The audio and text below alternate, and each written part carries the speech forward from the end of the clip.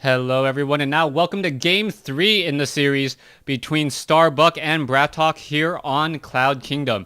So far the series has been pretty entertaining, some good back and forth games. As I do a quick sound check, I should have done this much earlier. Alright, there you go.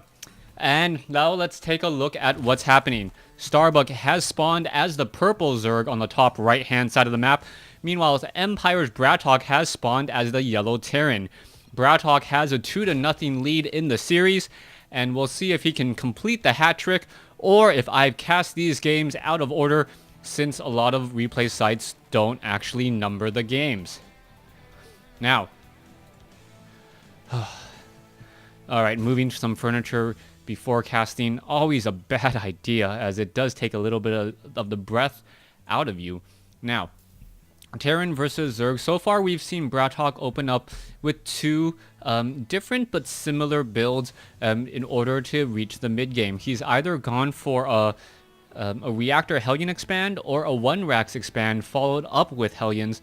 Both have different timings and both have very, very subtle differences. Now, Starbuck, on the other hand, has continued to go for spawning pool, hatchery, gas, get metabolic boost, and then stop harvesting gas in order to get a little bit more map control early on in the game.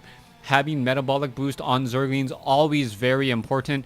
Zerglings moving at an incredible speed when they are on creep with metabolic boost. Almost, I believe it's actually fast, more than twice as fast as when they are off of creep without metabolic boost. Now, for some reason, an actually raised supply depot there. Not quite sure why the supply depots are raised instead of lowered. That might actually add to the wall-in effect, and that would have been actually kind of a nasty trick. 2 racks and having the supply depots there would have made it rather difficult for the Zerg to actually take their natural expansion. Now, we do see a Marine making their way down. Oh, this is actually lowered. It just looks like it's up. And see, is the Marine going to walk through it? Nope, the Marine's not going to walk through it. Okay, so a little bit of a slight difference there. He is going to start shooting at that supply depot. Perhaps when I reloaded the replay, it didn't trigger the initial lowering of that supply depot there. All right, SCV now walking back. We'll see what will be happening here next as all the units... Well, what's going to be happening? All the units and all the scouting is underway. Starbuck actually doing a different build than we've seen in the previous games. Is this actually 1-Rax or a hatchery first into spawning pool, and then will he be getting that gas, or is he just going for a very, very heavy economy? Now, with this, Starbuck should be training up 2 queens, if not eventually moving on into 4. 4 queens, very effective at defending both your main base and your natural expansion. And then Starbuck could easily lay down creep tumors and then try and establish up his 3rd. Already, you can see that the Zerglings chasing down the SCV as the units are now simply heading back home. Now, Bratok, we see him going for that double gas, double refinery. He should be placing down that factory in just a moment, getting on that reactor, on that barracks. And then we should see that Reactor Hellion follow up to this 1-Rax expand. Very, very common strategy, and nothing too out of the ordinary there, as the Marines are now perhaps looking... No, they're going to try and save the SCV, and they do so and get a kill on a Zergling. Nicely done. That SCV will be able to return back home and harvest more minerals. Anytime you're able to save an SCV saved is an SCV trained, so to speak, as we do see Marines back over here at that Zelnaga tower. So far, we don't see really any crazy strategies coming in from either of the players. And Bratok is just going to be darting around with some of those Hellions, dealing a bit of damage. Meanwhile, back over here, what is Starbuck going to do? Starbuck is going to look and try and establish up his 3rd base here, and perhaps protect it with a queen or 2. One of the things I want to see more Zerg players do is like put a spine crawler right here. That spine crawler right there prevents any units from running around the backside. It really protects this location here, where Zerglings generally have a difficult time getting into, But if you do put a spine crawler there, then I guess Zerglings can't run through. They got to run around, and that can be a problem as well. All right. I guess you shouldn't put that there unless you can put like an evolution chamber here. And then if you do, then, well, you need a creep tumor there as well. And then units can't come in, but they can take down the evolution chamber. All right. Moving right along. Bratok now moving out with 2 Hellions. We're going to be seeing what Starbuck has to counter all of this strategy. You can already see that there is a metabolic boost being researched. Double gas being taken at the natural before the main base. A little bit of an odd move there. That is something that I see a lot of Zerg players doing earlier and more often, and I'm not quite sure the reason why. Now Queen's now going to make a little bit of a pushover. It looks like the creep is going to start to spread across. Yes, it will start to spread. The Queens are getting over in position, and Bratok will be dealing with a lot of Queens. Already the 5th Queen underway, and now metabolic boost being started. Zergling on the low ground, Hellions on the high ground. Oh, creep tumors, are they going to get canceled? Oh, it looks as though the Hellions are going to finish that off there. And are these creep tumors going to go down? Oh, gosh. All right, so those get taken down. Starbuck not fast enough to cancel them in time, as he is instead more focused on laying down creep tumors here close to his 3rd. A little, not too out of the ordinary there. But one thing I do think is out of the ordinary is the fact that Bratok is only sitting on 2 command centers. He does not have a 3rd command center as of yet. And, I spoke too soon. Now building his 3rd command center at the 9-minute mark. Double medevacs, Marauders, and now getting up another reactor here. Are we going to be seeing bio play, or are we going to have a swap of all of these add-ons? Add-ons are incredibly important in figuring out what your opponent is trying to do.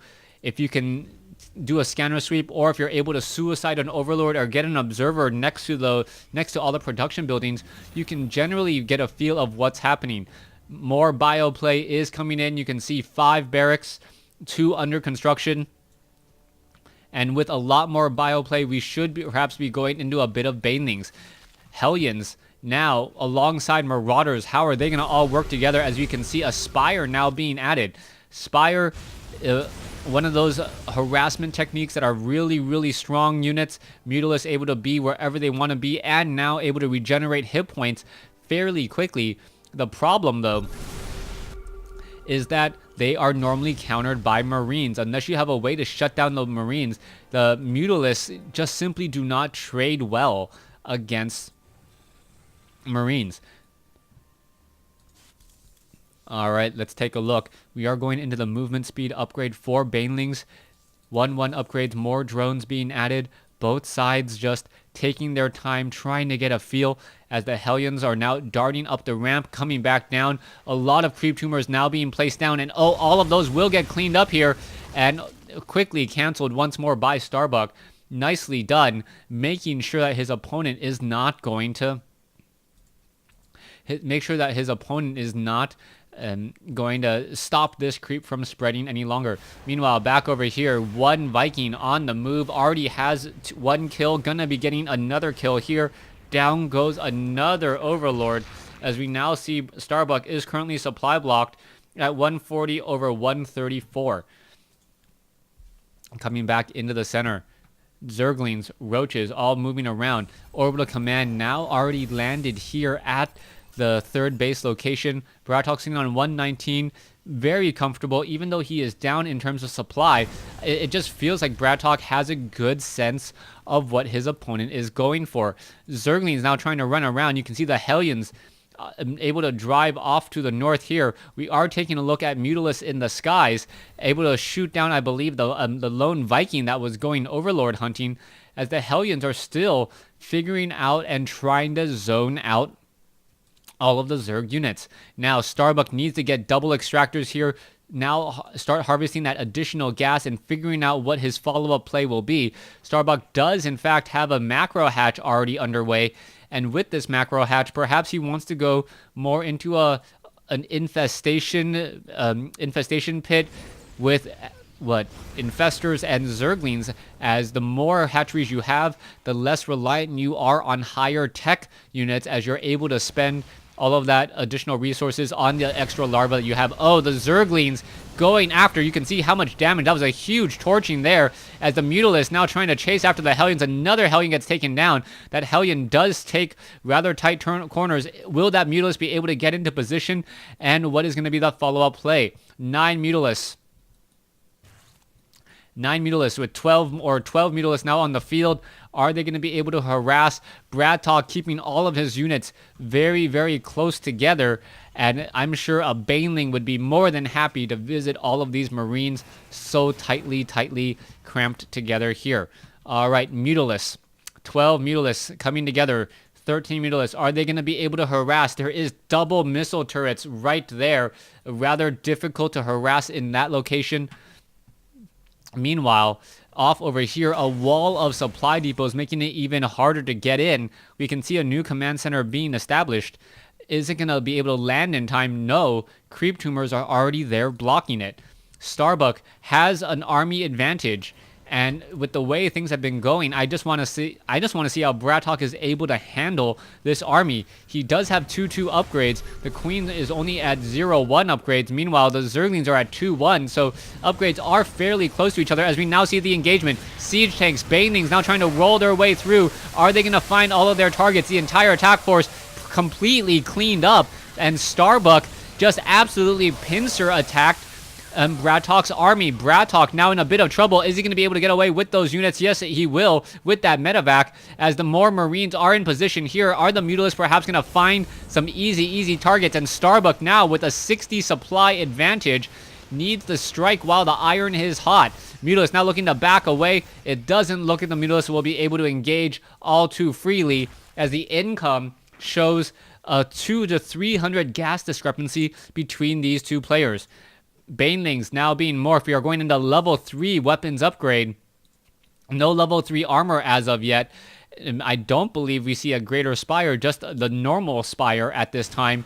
And we are still taking down units. Starbuck, really, I'm happy. This is the closest I've seen him come to victory, but he is not following up the attack.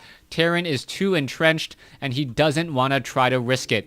All right, Medevacs now moving out to try to establish up this base here. It looks as though a couple overlords... Oh, this overlord will back off, and then will he, yes, make their way over again. And there you go, Marines getting taken down. And the Medevac going to get taken down as well as the Zerglings...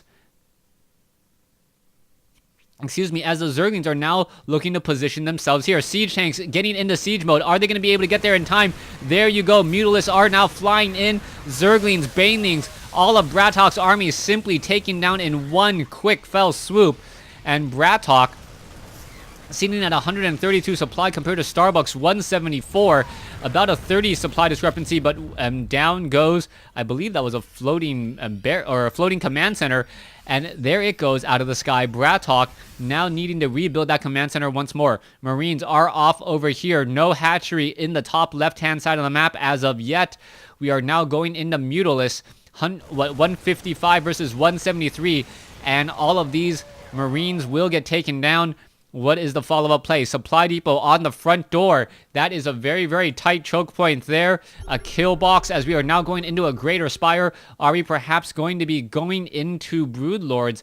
But there are no corruptors in the skies as of yet. 19 Mutalisks and only 19 Mutalisks as the Zerglings going to get in an easy surround onto all of these Marines. The Zerglings now finishing off the rest of the units as the Mutalisks have arrived. Starbuck sitting at 196, Bratok sitting at 166. Bratok is now down by only 25 supply, but is he going to be able to do enough here as the Mutalisks and the Marines engage once more, but the superior numbers of Starbuck taking over again. 1-0 upgrades compared to the 3-3 upgrades on the Marines. Meanwhile, those Zerglings are sitting at 3-2, soon to be 3-3. We are now going into Ultralisk with the chitinous armor, and that is going to mean 6 armor on those Ultralisks. Those Ultralisks are going to be absolutely difficult or impossible to get taken out as the Thors and the siege tanks will be the main source of damage. Marines only dealing 3 damage per attack. A hatchery has been canceled here. Meanwhile, the medevac now trying to do a afterburner ignite. Is it going to be able to get away? I don't believe so. Medevac shot out of the sky. One Marine lands just to see all of his friends friends and brothers shot out of the sky, and a glaive worm hitting him in the face. In your face. All right, Marines. Coming in over here, this hatchery will most likely fall. Bratok somehow able to secure an expansion by placing pressure all across the map. Ultralisk now looking to move in here as the Thors quickly get surrounded. Ultralisk and Baneling still engaging. Bratok really caught out of position here as Bratok now down to 122 compared to Starbuck's 195. And with this planetary fortress not yet done, all of these units may just get taken out. Planetary fortress isn't going to lift off in time.